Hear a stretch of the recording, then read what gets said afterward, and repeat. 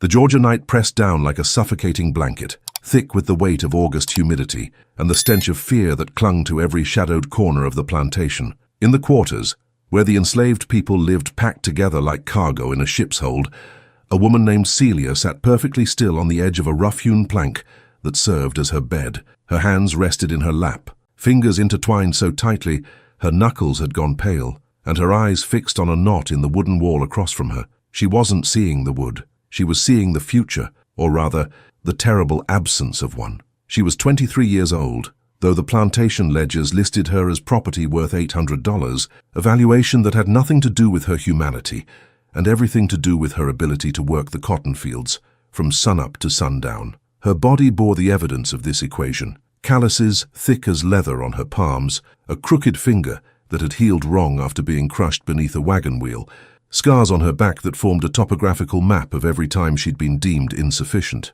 But it was her mind that carried the heaviest burden, the constant calculation of survival in a world designed to break her.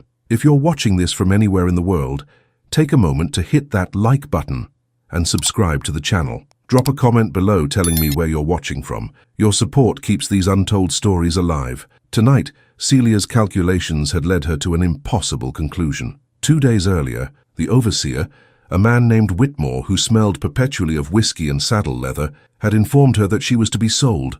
Not might be, not could be, was to be. The transaction had already been arranged with a trader from Alabama who specialized in what he called prime breeding stock, a phrase that turned human beings into livestock, wombs into commodities. The trader would arrive in 3 days. In 3 days, Celia would be separated from everything she knew, taken hundreds of miles south to a place where the treatment of enslaved people was rumored to be even more brutal than in Georgia, if such a thing could be imagined. But that wasn't the worst of it. The worst was Jonas. Jonas was her husband in every way that mattered, though the law recognized no such bond between enslaved people. They had spoken vows to each other beneath an oak tree 2 summers ago, with only the stars as witnesses and the night birds as their chorus. He was a blacksmith, valued for his skill with iron and his powerful frame, which made him worth more than Celia in the plantation's ruthless accounting. This same value meant he would not be sold. He would remain here, and she would be taken away, and the life they had tried to build in the cracks of captivity would be obliterated as casually as a child crushing an anthill. The quarters were quiet now, except for the sound of breathing, dozens of people drawing air in and out in the darkness, each one carrying their own catalogue of losses and fears. Celia rose from the bed, moving with the careful silence of someone who had learned that even the sound of footsteps could draw unwanted attention. She made her way to the door, a crude frame of pine boards that didn't quite fit its opening, leaving gaps that let in splinters of moonlight. Outside, the plantation spread before her like a kingdom of cruelty. The big house sat on its hill, white columns gleaming in the darkness like the bones of some enormous beast. Between the quarters and the house lay the cotton fields, row upon row of plants that would soon burst into bowls of white fiber, the crop that had built fortunes for men like Richard Calloway, the plantation's owner, and built graves for people like Celia. Beyond the fields, past the tree line, lay the swamp, a maze of black water and cypress knees and cottonmouth snakes, deadly to anyone who didn't know its secrets. Jonas found her there, standing in the doorway, and he knew without asking what she was thinking. He always knew. He was a tall man, broad across the shoulders from years of swinging a hammer, and his hands were scarred from 100 small burns where hot metal had kissed his skin. He came to stand beside her, close enough that their shoulders touched, and for a long moment, neither of them spoke. 3 days, Celia finally said, her voice barely above a whisper. I know. I can't go, Jonas. I can't get on that wagon and let them take me away from you. I can't do it. He was quiet, and she could feel the war happening inside him, the same war that happened inside every enslaved person who ever contemplated resistance. Stay and endure, or fight and face consequences that were worse than imagination could conjure. The stories were legend. People hung from trees as warnings. People burned alive. People torn apart by dogs. The system sustained itself through terror, and terror was most effective when it was random and absolute. Then we run, Jonas said. The words hung in the air between them like smoke from a fire, impossible to take back once released. Running meant becoming fugitives. Running meant that every white person they encountered would be a potential captor, that every sound in the night could be the baying of bloodhounds, that they would be hunted like animals through country that was uniformly hostile to their existence. Running meant that if they were caught, and they almost certainly would be caught, the punishment would be designed to serve as a lesson to anyone else who might consider the same desperate gamble. But staying meant separation, and separation meant a kind of death that happened while you were still breathing. When? Celia asked. Tomorrow night. New moon, darkest it'll be. Where do we go? North, following the drinking gourd. He meant the North Star, the celestial beacon that had guided countless freedom seekers toward the Mason-Dixon line and the uncertain promise of free states beyond. I've been listening to the stories, the ones the old folks tell when the overseers aren't around. There's roots, places where people help. We just have to make it far enough. Celia thought about the distance. Georgia to the free states meant hundreds of miles of hostile territory, every mile a potential ambush, every town a trap. They would need to travel at night, hide during the day, avoid roads and people and anything that might draw notice. They would need to cross rivers and mountains, find food without stealing so obviously that they triggered searches, navigate by stars through country neither of them had ever seen. The mathematics of it were overwhelming. The mathematics said they would fail, but mathematics couldn't account for what it meant to be torn apart. Mathematics couldn't quantify the value of waking up next to the person you loved, or the weight of knowing you would never see them again. Mathematics dealt in certainties, and Celia had learned that in this world, the only certainty was that staying still meant slow destruction. Tomorrow night, she agreed. They spent the next day in a state of heightened awareness, every sense tuned to the rhythms of the plantation, looking for anything that might suggest their plan had been discovered. Celia worked in the big house, which was both a curse and a blessing. A curse because it meant proximity to the Calloway family and their casual cruelty. A blessing because it gave her access to information and resources that might prove useful. Mrs. Calloway was a thin woman with a thin voice who spoke to the enslaved people in her household as if they were furniture that had inconveniently developed the ability to move. She spent her mornings in the parlor, embroidering pillowcases and complaining about the heat, while Celia stood nearby with a fan made of palmetto fronds, creating a breeze that never seemed adequate to Mrs. Calloway's comfort. "Do stop that infernal swaying, girl," Mrs. Calloway said, without looking up from her needlework. "You're making me dizzy." Celia stilled the fan's motion, holding it at an angle that still moved air, but apparently with less offense to Mrs. Calloway's delicate sensibilities. She had learned over years of service to make herself into a kind of ghost, present but not present, useful but invisible, a body that performed tasks without seeming to possess thoughts or feelings or any interior life whatsoever. This was the great magic trick of slavery, the sleight of hand that allowed people like the Calloways to sleep peacefully at night, the ability to look directly at another human being and see only a tool, only a commodity, only a thing.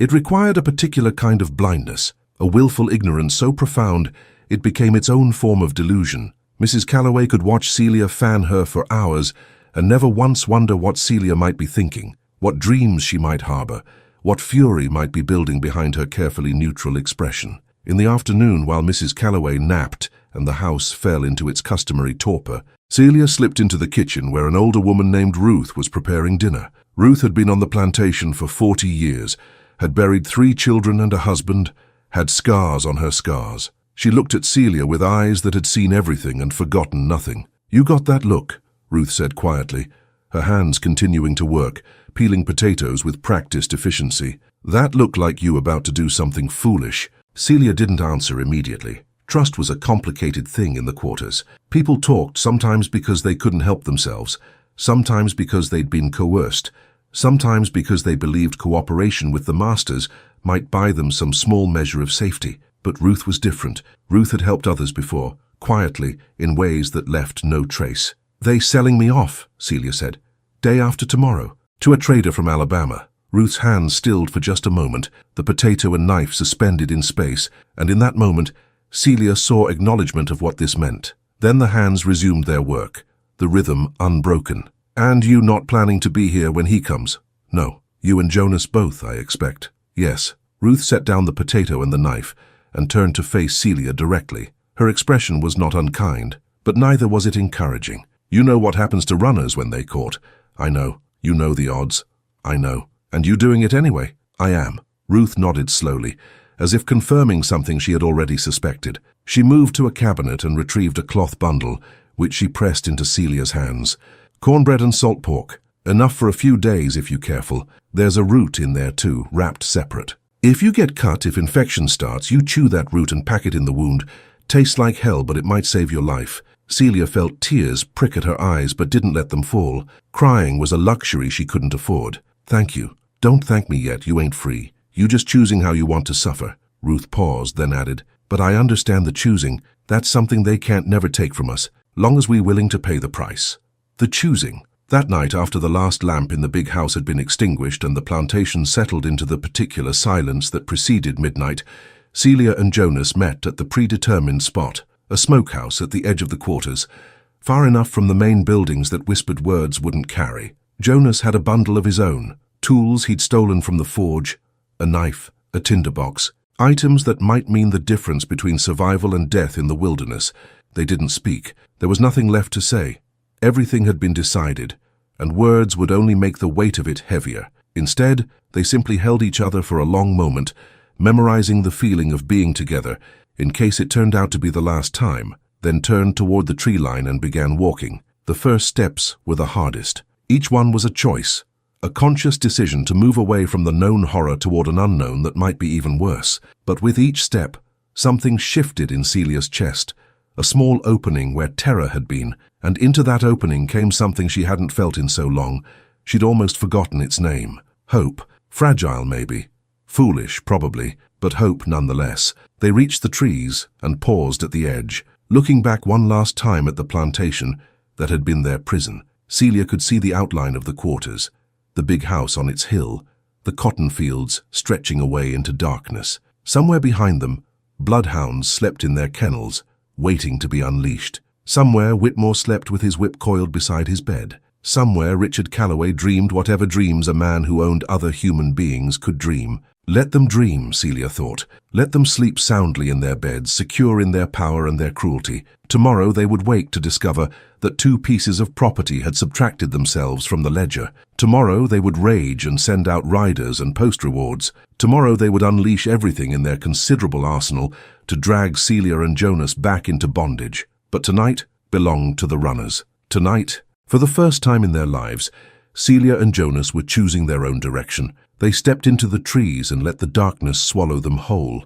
The swamp received them like a living thing, vast and indifferent to human suffering, a labyrinth of black water and twisted roots that had existed long before the plantation and would exist long after. Celia and Jonas moved through it with the cautious steps of people who understood they had entered a realm where the usual rules didn't apply, where the ground itself could betray you, opening up beneath your feet to swallow you into mud that had no bottom. The cypress trees rose around them like the columns of some ancient temple, their trunks massive and gnarled, their roots spreading out in elaborate tangles that broke the surface of the water, in formations that looked almost deliberate, almost architectural. Spanish moss hung from the branches in long grey curtains that swayed in the night breeze, creating shadows within shadows, movement where there was no movement. Every sound was amplified in the darkness, the splash of something entering the water far to their left, the rustle of wings overhead, the high-pitched whine of mosquitoes that descended on them in clouds, drawn by the scent of warm blood. Jonas led the way, testing each step before committing his full weight, using a long stick he'd picked up to probe the ground ahead. They had decided to travel through the swamp for the first night, rather than following roads or cleared paths, gambling that the difficulty of the terrain would discourage immediate pursuit. Bloodhounds were effective trackers, but even they struggled in water, where scent dispersed and fragmented, where trails disappeared into liquid. The gamble came with its own costs. Already Celia's legs ached from the constant tension of walking through ankle-deep water, her feet slipping on hidden roots, her muscles burning from the effort of maintaining balance. Her dress, already old and patched, hung heavy with swamp water, the fabric clinging to her legs and making every step harder. But she didn't complain. Complaining was a luxury that belonged to the world they'd left behind, where problems could be voiced and might occasionally be addressed. Out here, complaint was just wasted breath. They had been walking for perhaps 2 hours when Jonas suddenly stopped, his hand coming up in a gesture that meant silence, absolute stillness. Celia froze mid-step, her heart hammering against her ribs. For a long moment she heard nothing except the ambient noise of the swamp, the chorus of frogs and insects that provided a constant backdrop. Then she heard what Jonas had heard. Voices, distant but distinct, carrying across the water. White voices, men's voices. Patrol. The slave patrols were a fixture of the southern landscape. Groups of white men who rode the roads at night looking for enslaved people, traveling without passes, looking for runaways, looking for any excuse to exercise the authority that came with their whiteness and their weapons. They were civilians mostly, poor whites who owned no enslaved people themselves, but who understood that their position in the social hierarchy depended on maintaining the system that kept black people in chains. They were zealous in their duties because zealousness was how they proved their loyalty to a system that gave them so little. Jonas pointed toward a cluster of cypress trees, whose roots formed a small cave-like space above the waterline. They moved toward it as quietly as possible, every step calculated to minimize sound, and pressed themselves into the hollow space just as light began to flicker through the trees. Torches. The patrol was carrying torches, which meant they were serious, which meant they had already been alerted to the escape. Impossible, Celia thought. It had only been a few hours. No one should have discovered their absence until morning roll call, but clearly someone had noticed, or someone had talked, or someone had guessed.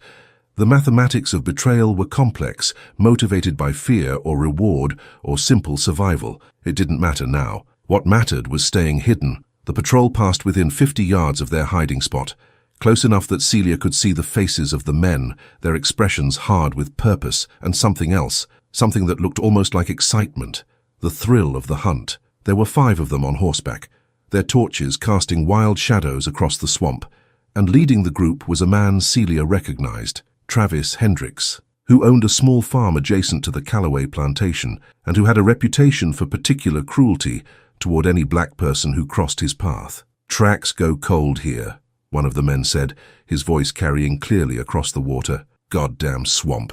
"They went in, they got to come out," Hendricks replied. "Swamp goes on for miles, but it don't go on forever. We post men at the north and east edges, wait for daylight, then sweep through with dogs. Ain't no nigger clever enough to hide from trained bloodhounds." The casual use of the slur, delivered with such absolute confidence in its appropriateness, made something curdle in Celia's stomach. This was the language of a world that had convinced itself that black humanity was negotiable, that some people were born to be hunted and others born to do the hunting, and that this arrangement was not only natural, but divinely ordained. The patrol moved on, their torchlight gradually fading until the swamp returned to its previous darkness. But Jonas and Celia remained motionless for another hour, waiting to ensure the patrol wouldn't circle back, waiting for their own heartbeats to slow, waiting for the terror to subside enough that they could think clearly. "They're organizing already," Jonas finally whispered. "Must have discovered we were gone right after we left. Someone checked the quarters or someone informed." "Doesn't matter who," Celia said. "Matters that we keep moving. If they're posting men at the edges, we need to get through before daylight." They emerged from their hiding spot and continued deeper into the swamp, moving faster now despite the danger, driven by the knowledge that time had become their enemy. The patrol's plan was sound from a tactical perspective: contain the swamp, wait for daylight, then systematically search every acre of it with dogs that could follow scent trails invisible to human perception. If Celia and Jonas were still in the swamp when the sun rose, they would be trapped. The night wore on in a blur of exhaustion and fear. Celia's legs moved mechanically, one step and then another. Her mind focused on nothing but forward movement. She thought about Ruth's words, that they were choosing how they wanted to suffer. The old woman had been right. This was suffering, this endless slog through hostile terrain with death breathing down their necks. But it was chosen suffering, and that made all the difference. Chosen suffering contained within it the possibility of dignity. Slavery offered no such possibility. Slavery was suffering without choice, suffering that ground you down not just physically but spiritually, suffering that was designed to make you complicit in your own degradation. Out here in the swamp, hunted and exhausted and terrified, Celia felt more human than she had in years, because for the first time she was acting on her own behalf rather than simply enduring what was done to her. Dawn began to stain the eastern sky with pale light, and with it came a new urgency. They could hear the dogs now, distant but unmistakable, that particular baying that bloodhounds made when they were on a scent. The patrol had brought in reinforcements, and the systematic search had begun. "We need to get out of the water," Jonas said. "Need to find solid ground and put distance between us and the swamp edge." They pushed forward, looking for a path that led upward out of the wetlands. The ground began to rise gradually, the water becoming shallower, and finally they climbed onto a muddy bank that was at least nominally dry. Ahead, through the thinning trees, they could see open country, fields and scattered farmhouses, and the network of roads that connected the agricultural operations that formed the backbone of Georgia's economy. This was dangerous territory in a different way than the swamp. The swamp was hostile but impersonal. Open country meant visibility, meant encounters, meant that every white person they saw would look at two black people traveling alone and immediately understand what they were witnessing. There were severe penalties for anyone caught helping fugitives: fines, imprisonment, social ostracism. Most white Southerners wouldn't help even if they wanted to, and most didn't want to.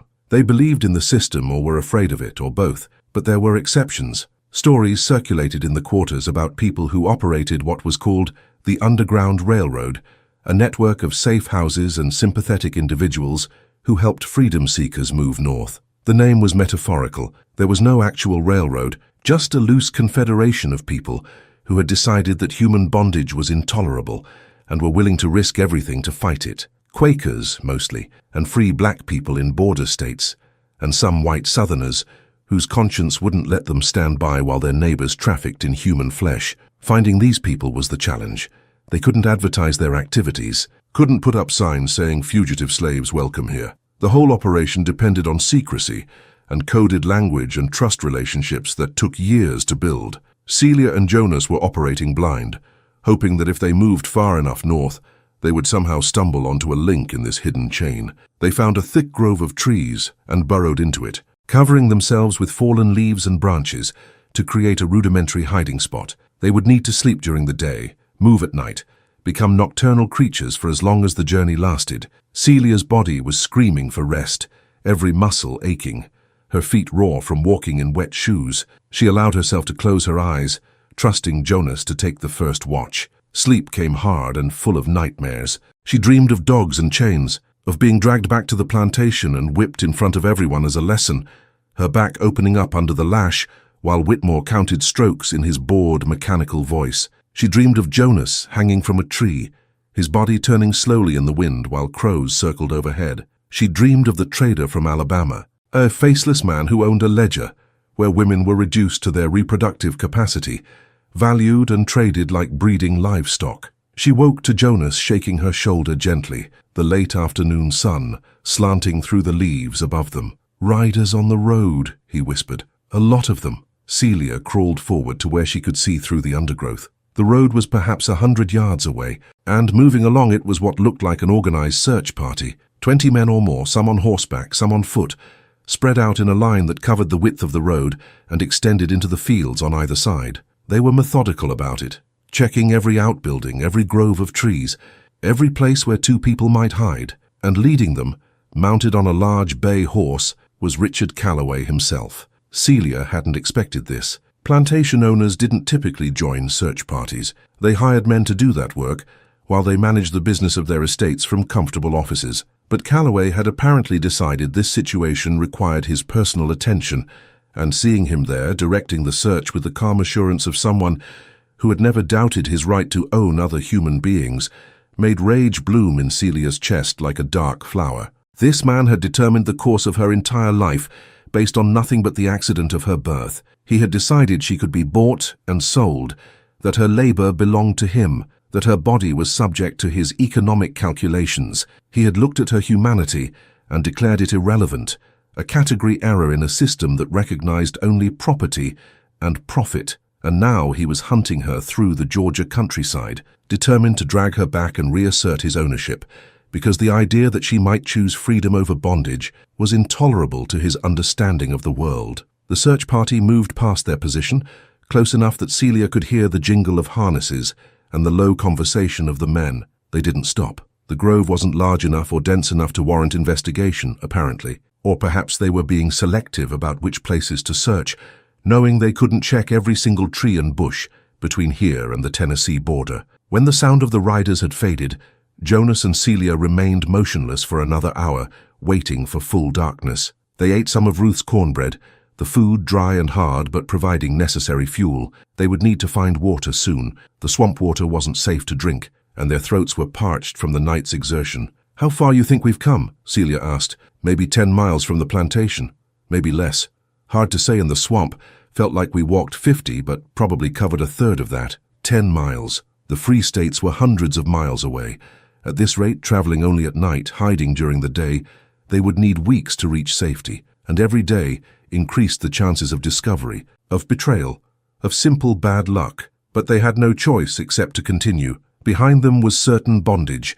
Ahead was possible freedom or possible death. Those were the only options, and Celia had already made her choice. They emerged from the grove when full darkness had fallen, the stars beginning to appear overhead. Jonas oriented himself by the North Star, that faithful guide, and they set off across open country, moving through fields of cotton and corn, staying away from roads and buildings, becoming shadows among shadows. The night was cooler than the previous one, a breeze coming down from the north that carried with it the suggestion of autumn, though it was still weeks away. Celia pulled her shawl tighter around her shoulders and kept walking, her eyes fixed on Jonas's back, following him through the darkness. Around midnight, they came upon a creek, its water moving fast over smooth stones, and they stopped to drink, cupping their hands and bringing the cold water to their mouths. It tasted like the sweetest thing Celia had ever consumed, and she drank until her stomach ached, knowing they might not find water again for hours or even days. They were filling Jonas's canteen,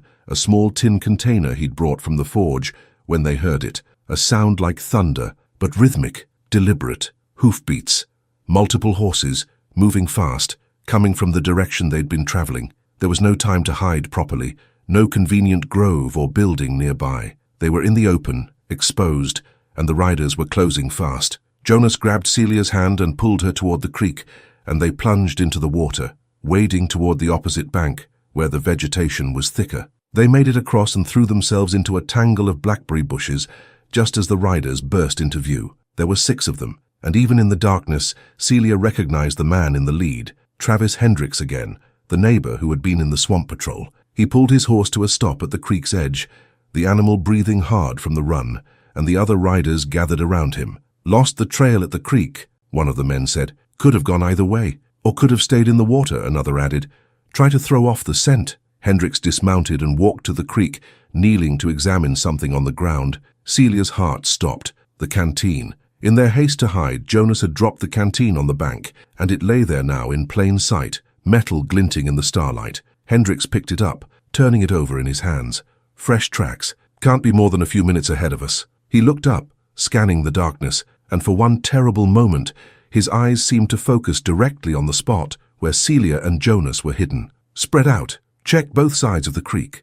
"They're close." The blackberry thorns bit into Celia's skin like small teeth, drawing blood where they caught her arms and face, but she didn't move. She barely breathed. Jonas lay beside her in the tangle of vegetation, his body pressed flat against the earth, every muscle tensed for the moment when they would either be discovered or passed by. It was a coin flip now, a matter of pure chance, whether one of the searchers would look in the right direction at the right moment and see what the darkness was trying to conceal. The riders dismounted and began moving through the area on foot, spreading out in a loose perimeter around the creek. Hendricks remained at the water's edge, turning the canteen over in his hands as if it might yield some additional information. "Check those bushes," he called out, gesturing toward the blackberry tangle where Celia and Jonas were hidden. "Anything big enough to hide a person." Footsteps approached, boots crushing the undergrowth, getting closer with each step. Celia could hear her own heartbeat thundering in her ears, so loud she was certain the searcher would hear it too, that her fear was radiating outward like heat from a fire. The footsteps stopped perhaps 5 feet from where they lay hidden, and she could see the silhouette of a man against the star-filled sky, could see him reaching toward the bushes with a long stick, preparing to prod the vegetation. Then, from somewhere to the north, came a sound that split the night, a woman's scream, high and sharp and full of terror. The searcher froze, his head snapping toward the sound. The scream came again, and this time it was followed by shouts, male voices calling for help. "That's coming from the Pritchard place," one of the riders said, urgency creeping into his voice. "Something's wrong." Hendricks hesitated, clearly torn between continuing the search and responding to what sounded like an emergency. The social bonds of the white community were strong, reinforced by the knowledge that they all lived surrounded by enslaved people who vastly outnumbered them, and any threat to one white family was potentially a threat to all. The scream came a third time, and that decided it. "Mount up," Hendricks ordered. "We'll come back to this area after we check on the Pritchards. You two stay here and keep watch in case the runaways circle back." The majority of the riders galloped off toward the north, leaving 2 men behind as sentries. These men positioned themselves on opposite sides of the creek, sitting down on rocks with their rifles across their laps, clearly settling in for a wait. They were perhaps 50 yards from where Celia and Jonas were hidden, close enough to hear if they tried to move, close enough to see if they tried to run. The hours crawled by with agonizing slowness. Celia's body screamed for relief from the cramped position, her muscles knotting with tension, thorns continuing to bite into her flesh whenever she made even the slightest adjustment. Mosquitoes descended in clouds, drawn by the scent of blood, and she had to endure their feeding without the ability to swat them away. Beside her, Jonas was equally still, his breathing so shallow she sometimes had to look to make sure he was still conscious. The 2 sentries talked quietly to pass the time, their voices carrying across the water. Celia learned that one was named Tucker, a farmer who owned 40 acres and no enslaved people, but who participated in patrols because the pay was decent and because he believed in maintaining order. The other was younger, maybe 19 or 20, called Willis, the son of a merchant in town who had joined the search party for reasons that seemed to involve impressing a girl whose father owned a large plantation. "Don't see why Hendricks got so worked up over 2 runaways," Willis said. "Calloway's got plenty more where those came from." "It's the principle," Tucker replied. "You let one pair get away, pretty soon they all start thinking they can run. Got to make examples. Show them what happens when they try it. Calloway's offering $2,500 reward for their return. Dead or alive, but preferably alive so he can make the punishment public. $2,500. The number landed in Celia's consciousness like a stone dropped into still water, sending ripples of fear outward. That was an enormous sum, more than most working men made in 2 years. At that price, every white person in Georgia would be looking for them, and even some black people might be tempted, might calculate that betraying 2 strangers was worth the financial security such a reward would bring. They had become the death couple that the reward posters would soon trumpet, worth more dead than most enslaved people were worth alive. The irony was bitter. In bondage, Celia had been valued at $800. In freedom, or attempting freedom, her price had more than tripled. The system had its own perverse logic, rewarding capture and punishing resistance with an efficiency that was almost mathematical in its precision. This story represents real courage and real history. If you're finding value in hearing these untold narratives, please hit that subscribe button and leave a comment. Let me know what you're thinking. Your engagement helps bring more of these stories to light. Dawn began to break, painting the eastern sky in shades of grey and pink. With the light came impossible exposure.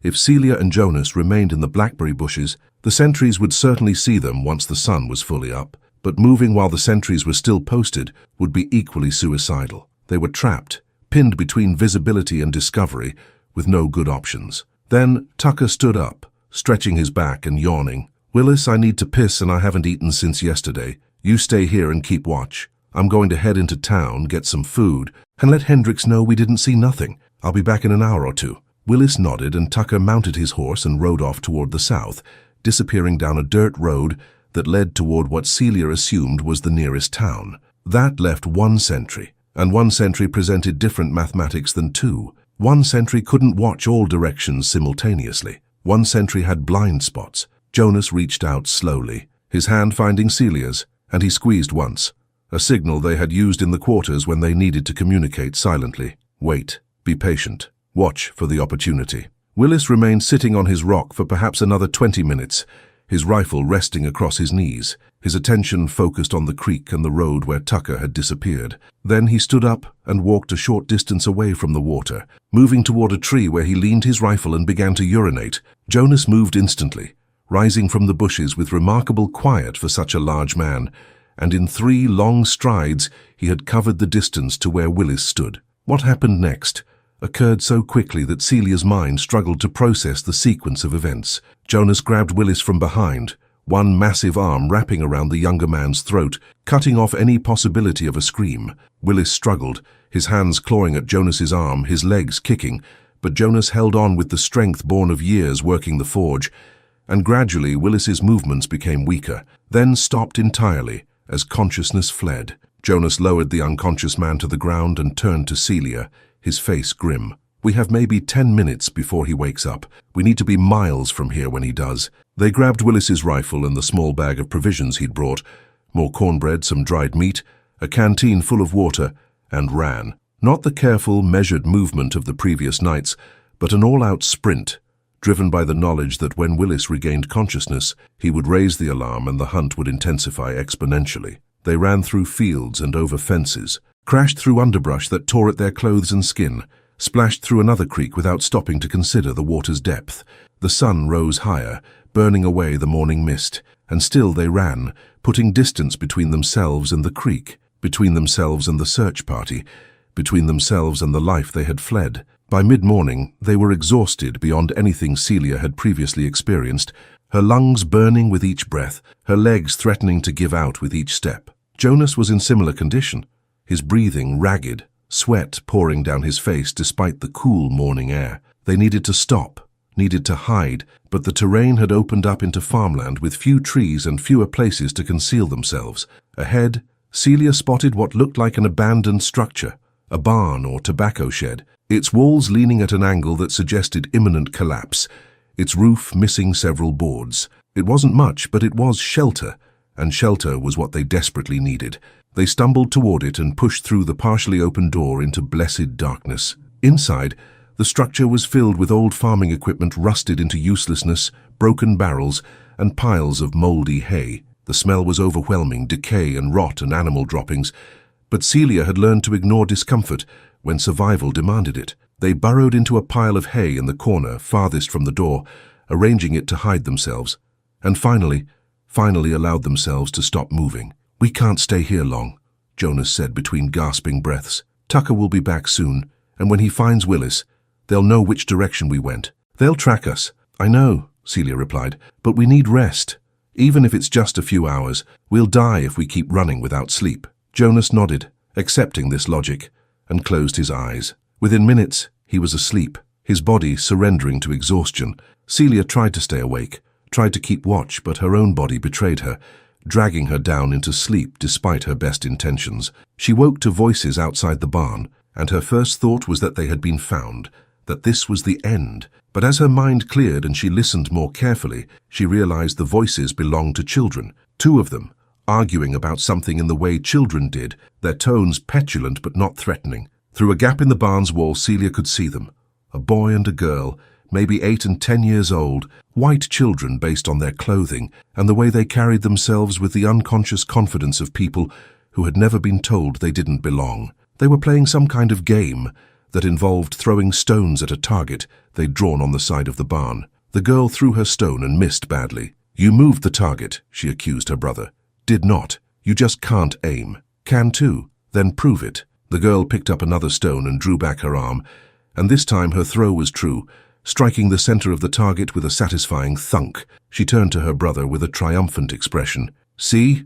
Told you." The boy grumbled something inaudible and turned toward the barn door. "I'm going to check inside. Maybe there's something we can use for a better target." Panic seized Celia's chest. She reached out and grabbed Jonas's arm, shaking him awake. His eyes opened instantly, and she put a finger to her lips, then pointed toward the door. Jonas understood immediately, his hand moving to the rifle they'd taken from Willis, his body tensing for whatever came next. The barn door creaked open wider, and the boy stepped inside, his eyes taking a moment to adjust to the darkness. He was perhaps 3 steps into the building when his sister called out from outside. "Samuel, Mama's calling. We have to go back for lunch." The boy stopped, clearly torn between investigating the barn and avoiding whatever punishment might come from making his mother wait. Duty won out. "Coming," he called and turned to leave. But as he turned, his foot caught on something, a piece of broken equipment, and he stumbled, his hand reaching out to catch himself against the wall. His palm landed directly on the gap through which Celia had been watching, and for one endless moment the boy's face was inches from hers, his eyes staring directly into the hay pile where she was hidden. Their eyes met. The boy's went wide with recognition and surprise. He opened his mouth, and Celia knew with absolute certainty that he was going to scream, was going to call for his mother. was going to bring down upon them the full weight of white authority and justice. Then something shifted in the boy's expression, some calculation, some decision. He closed his mouth. He stepped back from the wall. He turned and walked out of the barn without a word. Celia and Jonas remained frozen, waiting for the inevitable shouts, the arrival of adults with guns and ropes. But the shouts didn't come. Through the gap in the wall, Celia watched as the boy rejoined his sister, watched as they walked away from the barn toward a farmhouse that was visible in the distance. The boy looked back once, his gaze lingering on the barn, then turned away and kept walking. "What just happened?" Jonas whispered. "I don't know," Celia replied. "But we can't trust it. We need to leave now before he tells someone."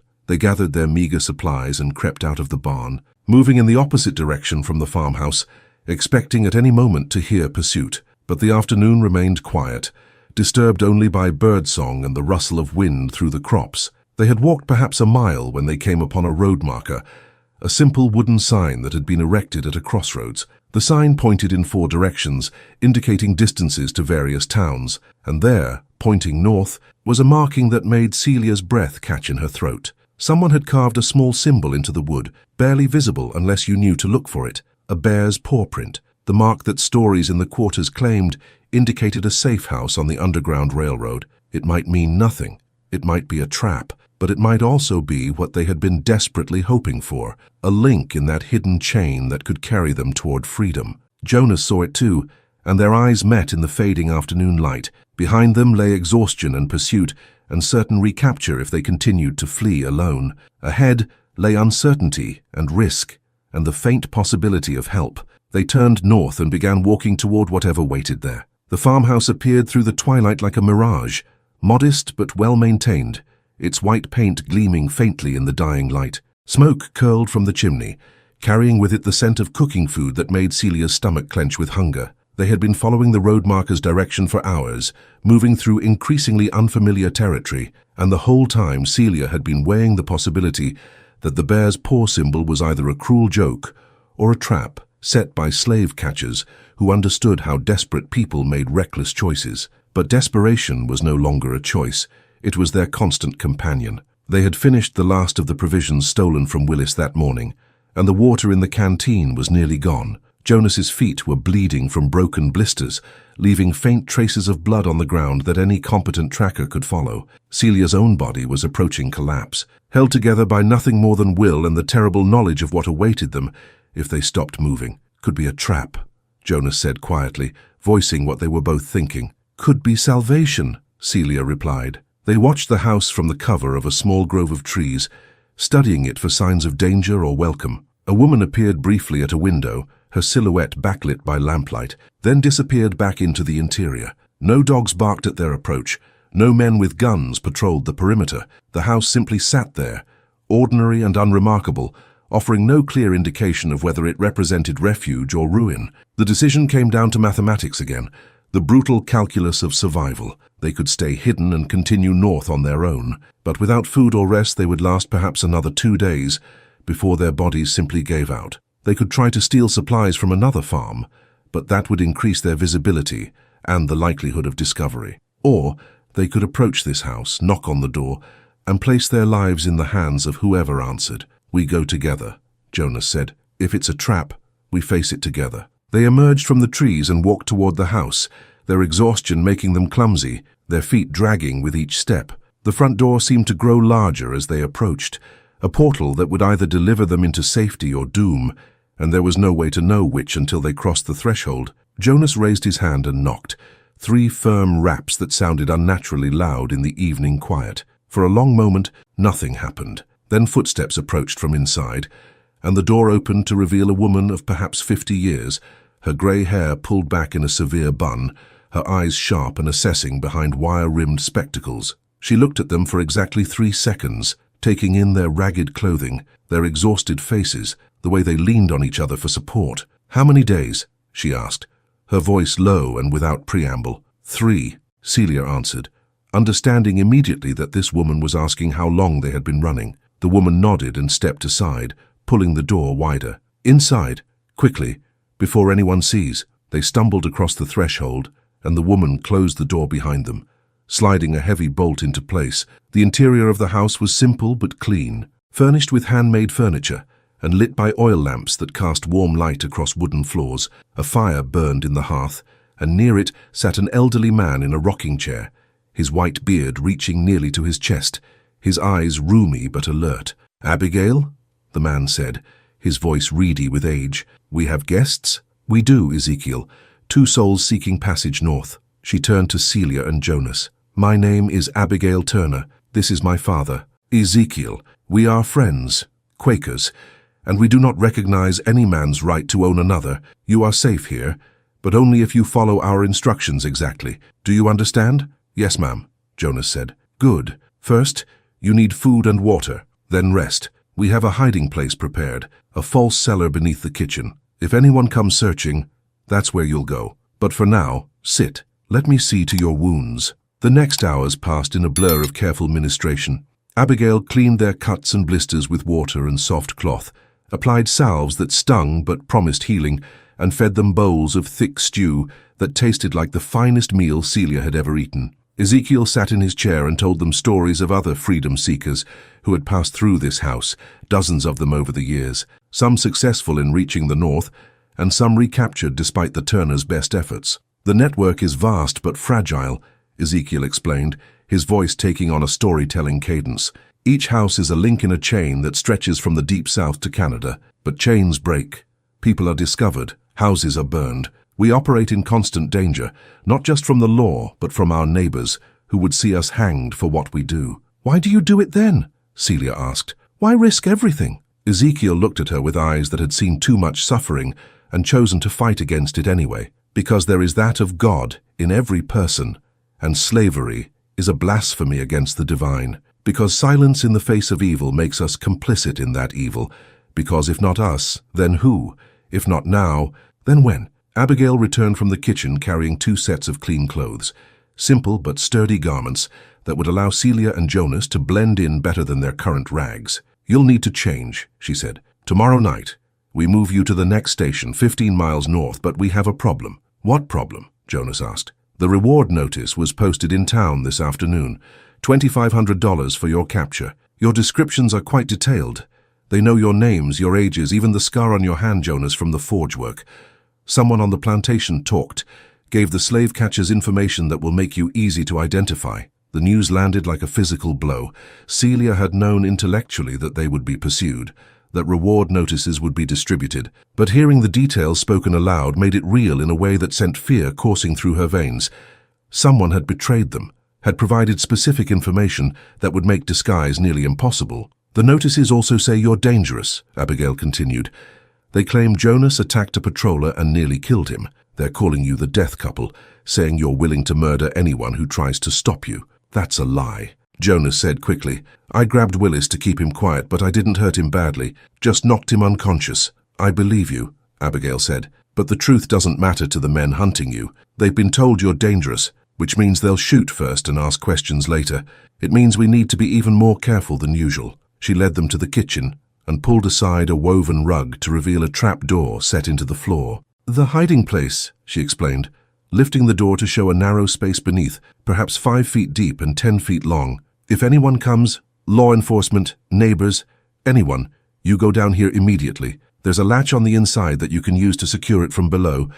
We'll cover it with the rug and put furniture on top. It's not comfortable, but it's saved lives." Celia looked down into the dark space and felt claustrophobia rising in her throat. The hole reminded her of a grave, a place where people were buried alive, and the idea of descending into it and pulling the door closed above her head filled her with primal dread. But fear of the hole was nothing compared to fear of recapture, fear of being dragged back to the plantation, fear of the public punishment that would be designed to break not just her body, but her spirit. They practiced the drill 3 times. Abigail would call out visitors, and Celia and Jonas would rush to the kitchen, descend into the hole, and secure the latch while Abigail covered the entrance and moved a heavy kitchen table over the spot. By the 3rd repetition, they could complete the entire sequence in less than 30 seconds. "Good," Abigail said. "Now rest. Sleep while you can. Tomorrow will be difficult." She showed them to a small room at the back of the house, furnished with a single bed and a chair. The bed was the first real bed Celia had slept in since being taken from her mother as a child. The quarters had only rough pallets on the floor, surfaces that barely qualified as furniture. She lay down on the mattress and felt her body sink into softness, felt muscles she hadn't known were tensed finally release. Jonas lay beside her, and they held each other in the darkness, neither speaking, both thinking about how close they had come to capture. How many times in the past 3 days they should have been caught but somehow weren't. Luck maybe, divine intervention if you believed in such things, or simply the chaos of the universe, which occasionally broke in favor of the desperate. "We're going to make it," Jonas whispered. "We have to." Celia wanted to believe him, wanted to let hope take root in the exhausted soil of her heart, but 3 days of running had taught her that believing in survival was dangerous, that hope could make you careless, could make you visible. Better to stay focused on the next step, the next decision, the next moment of choosing between bad options and worse ones. She was drifting towards sleep when the sound came. Horses, multiple horses, approaching fast. Celia's eyes snapped open, and she grabbed Jonas's arm. From elsewhere in the house came Abigail's voice, urgent but controlled. "Visitors! Now!" They moved with the speed born of practice, racing to the kitchen, dropping into the hole. Jonas pulled the trapdoor closed above them and secured the latch from inside just as they heard pounding on the front door, aggressive and demanding. The darkness in the hiding place was absolute, suffocating, and Celia pressed herself against Jonas, drawing what comfort she could from his solid presence. Above them, they could hear Abigail's footsteps moving toward the front door, could hear her voice asking, "Who's there?" in a tone that suggested mild annoyance at being disturbed rather than fear. The response came muffled through the floorboards, but Celia caught enough words to understand. Search party, runaways, authority of the law. "I have seen no runaways," Abigail said, her voice carrying clearly now as she apparently opened the door. "My father and I live here alone, and we have no business with fugitives." "You're Quakers," a man's voice said. Hendricks, Celia realized with sinking dread. "Everyone knows Quakers help runaways. We have authority to search this house. Do you have a warrant?" "We don't need a warrant for runaway property." "Step aside, woman." The sounds of boots on wooden floors, multiple men spreading through the house, opening doors, moving furniture. Celia held her breath as footsteps entered the kitchen directly above their hiding spot. Someone was walking around up there, and she could hear the scrape of the table being pushed aside, could hear the rug being pulled up. This was it. They had been found. In seconds, the trapdoor would open, and hands would reach down to drag them up into the light, and the brief taste of freedom they had experienced would be over. Celia's hand found Jonas's in the darkness, and they squeezed each other's fingers with the grip of people saying goodbye. Then Ezekiel's voice, loud and querulous with age. "What is the meaning of this intrusion?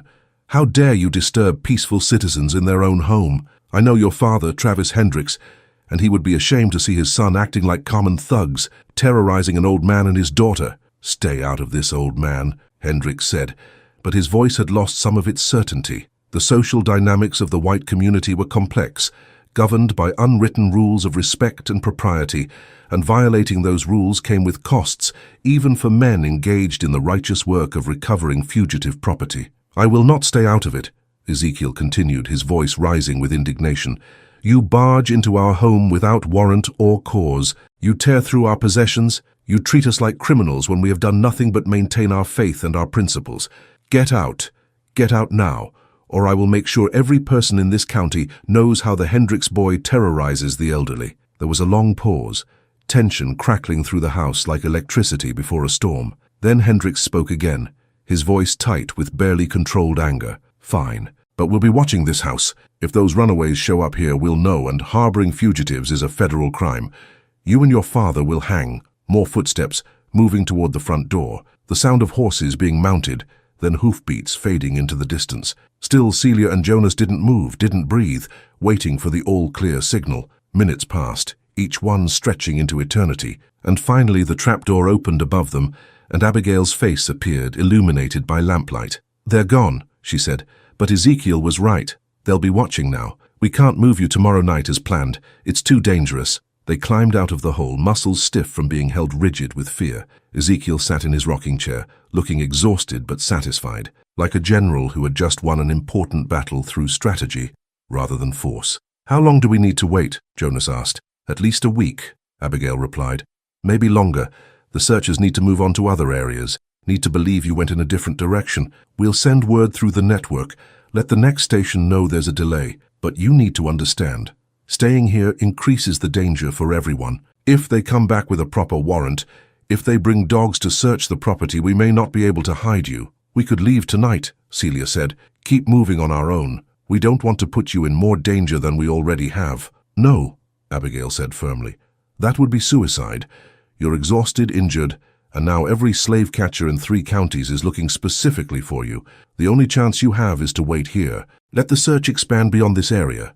Then move when it's safer. We knew the risks when we chose this path. We don't abandon travelers halfway through their journey. So they waited. Days blurred together in the small back room, marked only by the meals Abigail brought them, and the stories Ezekiel told during the evenings when it was safe for them to emerge from hiding. They learned about the network's history, about Harriet Tubman and Levi Coffin, and countless others whose names would never be recorded but whose courage had saved hundreds of lives. They learned about Canada, where slavery had been abolished and where freedom seekers could finally stop running, could build lives without fear of being dragged back into bondage. On the 5th day, Abigail brought news.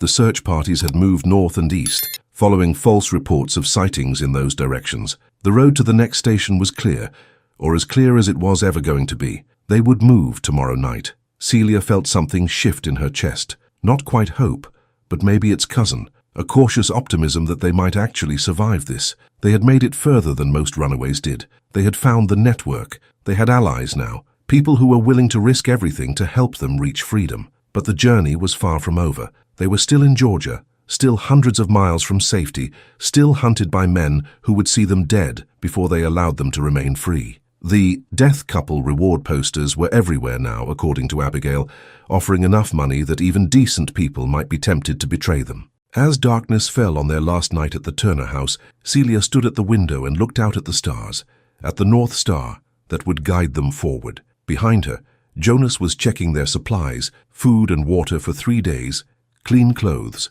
a map that Abigail had drawn showing the route to the next station and the landmarks to watch for. "Ready?" he asked. Celia turned from the window and met his eyes. She thought about all the reasons they should have failed already, all the times they should have been caught, all the impossible odds they had somehow overcome. She thought about Ruth back at the plantation, about the choice they had made to suffer on their own terms, rather than endure suffering chosen for them. "Ready," she said, and with that single word, they stepped out into the night once more, heading north toward freedom or death. No longer sure which one they would find first, the journey north became a rhythm of darkness and hiding, of walking until their legs threatened to give out, and then walking further still. Station to station they moved through the network, each safe house a temporary sanctuary where they could rest for a few hours or a few days, before continuing onward. They passed through Tennessee, where the mountains rose like ancient sentinels, and the paths grew steep enough that Celia sometimes had to pull herself up by grabbing roots and branches.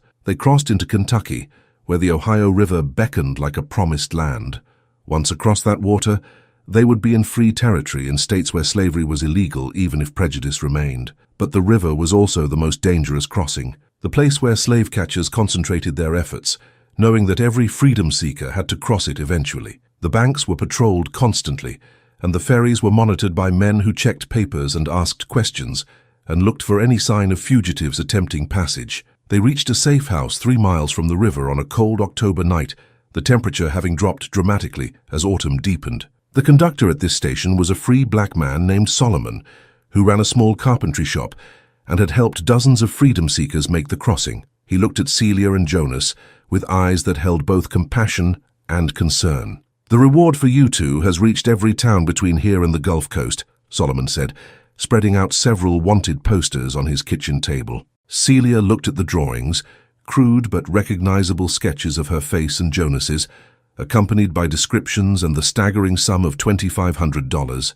The posters called them dangerous, desperate, and deadly. The death couple had become almost mythical in the telling, transformed from 2 frightened people fleeing bondage into something far more sinister. "We're so close," Jonas said, frustration evident in his voice. "The river is right there. Free states are right there." "Close is the most dangerous place to be," Solomon replied.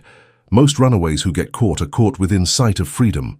They get careless, they rush, they make mistakes because they can taste liberty, and it makes them reckless. You've come too far to fail now because of impatience." He outlined the plan. They would wait 3 days for the patrols to rotate, for a night when the moon was dark, and the weather poor enough to keep casual observers indoors. Solomon had a contact who operated a coal barge that made regular runs across the river. For the right price, which the network would pay, the bargeman would hide them among his cargo and deliver them to the Ohio shore. Those 3 days felt longer than all the weeks that had preceded them. Celia paced Solomon's small house like a caged animal, unable to settle, her mind constantly racing ahead to the crossing and all the ways it could go wrong. Jonas tried to remain calm, but she could see the tension in his shoulders, the way his hands clenched and unclenched as he stared out the window toward the river they couldn't yet see. On the second night, Solomon brought disturbing news.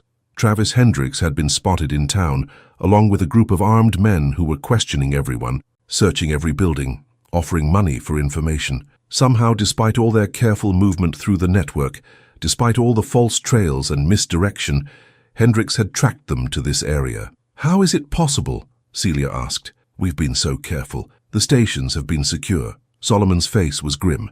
"There's always the possibility of infiltration. Slave catchers sometimes pose as runaways, gain access to the network, then use that information to set traps. Or someone could have been followed without knowing it. Or someone got scared and talked. The how doesn't matter now. What matters is adapting to the new reality." The new reality was that they couldn't wait 3 days. They would have to attempt the crossing tomorrow night. Patrol schedule be damned, weather conditions be damned. Solomon would go ahead to arrange things with the bargeman, would confirm the meeting time and place. Celia and Jonas would follow separately, taking a circuitous route to avoid detection, and meet him at the dock at midnight. The next day crawled by with agonizing slowness. Celia tried to rest, but sleep wouldn't come, her mind too full of anticipation and dread. She kept thinking about all the freedom seekers who had come before them, who had stood at this same precipice between slavery and freedom, between their old lives and new ones. How many had made it across? How many had been caught at the last moment and dragged back into bondage? The network didn't keep statistics on failure. Only the successes were celebrated. Only the survivors' stories were told. As darkness fell, Solomon returned with final instructions. "The barge leaves at midnight sharp. The captain's name is Dutch, and he'll be expecting you. Stay hidden in the coal pile until he gives you the all clear, until you're at least a mile past the Ohio shore. The patrols sometimes board vessels, even in free state waters, looking for contraband cargo." He pressed a small bag into Celia's hands. "Money. Not much, but enough to get you started once you're across. There's a boarding house in Cincinnati run by a woman named Mrs. Carmichael. She takes in new arrivals, helps them find work. Get established. Tell her Solomon sent you." They embraced briefly this man who had risked everything to help strangers, and then Celia and Jonas slipped out into the night for what they hoped would be the last time. They moved through back alleys and between buildings, avoiding the main streets where lamplight spilled from taverns and Hendricks's men prowled. The river grew closer, the scent of water and mud and commerce reaching them through the darkness. The dock was a maze of warehouses and moored vessels, of cargo waiting to be loaded and boats waiting for morning tide. Dutch's barge was tied at the far end, a squat, ugly vessel designed for work rather than beauty, its deck piled high with coal from the Kentucky mines. Dutch himself was a massive man with arms like tree trunks and a face that looked like it had been carved from granite, but his eyes were kind when he saw them approach. "You're late," he said quietly. "Was about to leave without you. Get in the coal, down low where you won't be seen. Don't move, don't make noise. We got patrols watching the river tonight, more than usual." They climbed onto the barge and burrowed into the coal pile, the black dust coating their skin and clothes, getting into their mouths and noses and making it difficult to breathe without coughing. The coal was still warm from the afternoon sun, and the weight of it pressed down on them from above, as they created a hollow space just large enough for both of them to fit. The barge's engine coughed to life, a rattling diesel sound that covered any noise they might make. Celia felt the vessel begin to move, pulling away from the dock and out into the current. The Ohio River was wide here, perhaps half a mile across, and the current was strong from recent rains. She could hear water lapping against the hull, could feel the rocking motion as they moved into deeper water. Then Dutch's voice, tight with warning, "Patrol boat approaching, stay absolutely still." Light swept across the barge, a powerful lantern mounted on another vessel that was pulling alongside. Celia pressed herself deeper into the coal, feeling Jonas do the same beside her. She could hear voices now, official voices demanding identification and documentation. "Where you headed, Dutch?" a man called out. "Cincinnati. Got a load of coal for the foundries." You know we're looking for runaways, 2 of them traveling together, called the death couple. You seen anyone matching the description? Can't say I have. Been loading coal all day, haven't seen much of anything except black dust. Mind if we take a look around? Be my guest. Just don't take too long. I'm burning fuel sitting here. Footsteps on the deck. Heavy boots walking around the barge's perimeter. Celia's heart hammered so hard she was certain the sound would give them away, certain that her fear was radiating outward like heat. The footsteps came closer, circling the coal pile, and she heard someone say, "Check under the tarps." The sound of canvas being pulled back, the scrape of shovels digging into coal. They were searching the pile, looking for anything hidden beneath the surface. Celia closed her eyes and prayed to whatever gods might listen, prayed to ancestors she had never known, prayed to the universe itself to let them pass unseen just one more time. The shoveling stopped. Nothing here but coal. Check the engine compartment. More footsteps, moving away toward the back of the barge. Long minutes passed, each one an eternity. And then finally the official voice said, "All right, Dutch, you're clear. Get on with your delivery." The patrol boat's engine roared and it pulled away, its searchlight sweeping across the water toward another vessel. Celia let out a breath she hadn't realized she'd been holding, but Dutch's warning voice came again. "Stay hidden. We're not across yet." The crossing seemed to take hours, though it was probably less than 30 minutes. Every sound was a potential threat, every change in the barge's motion a possible indication of danger. But slowly, inexorably, the Kentucky shore receded behind them, and the Ohio shore grew closer ahead. Finally, Dutch's voice, "We're across. Another 10 minutes to be sure we're clear of border patrols." Those 10 minutes felt like a lifetime compressed into heartbeats. Then, Dutch was pulling back the coal that covered them, reaching down to help them out of their hiding place. Celia emerged gasping, her lungs burning from coal dust, her entire body aching from being held in a cramped position. But when she looked around, she saw the Ohio shore, saw Free State territory, saw the line they had been trying to cross for 6 weeks. They had made it. Against all odds, against mathematics and probability, and the vast machinery of oppression arrayed against them, they had crossed from slavery into freedom. Dutch guided the barge to a small private dock, away from the main landing. "This is as far as I can take you," he said. "Cincinnati is about 5 miles north. Follow the road, stay out of sight until you reach the city proper.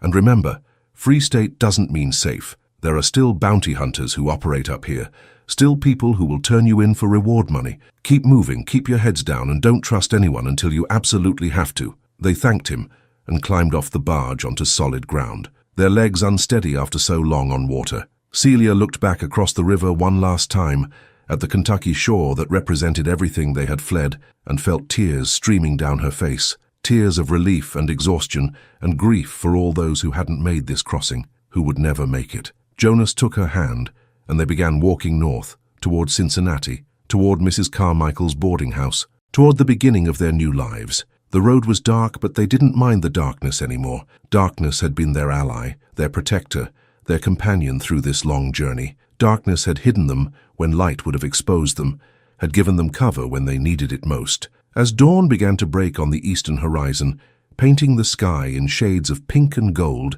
Celia and Jonas reached the outskirts of Cincinnati. The city was waking up around them, people emerging from houses to begin their day, shops opening their doors, the normal rhythms of life that they had been excluded from for so long. They found Mrs. Carmichael's boarding house on a quiet street in a neighborhood where free black families lived and worked. The woman who answered their knock was elderly but sharp-eyed, and when Celia said Solomon's name, her face softened into a welcoming smile. "Come in, children," she said. "You're safe now, you're home." Home. The word felt strange and wonderful simultaneously, a concept Celia had almost forgotten existed. They had been property, had been fugitives, had been hunted and desperate and always moving.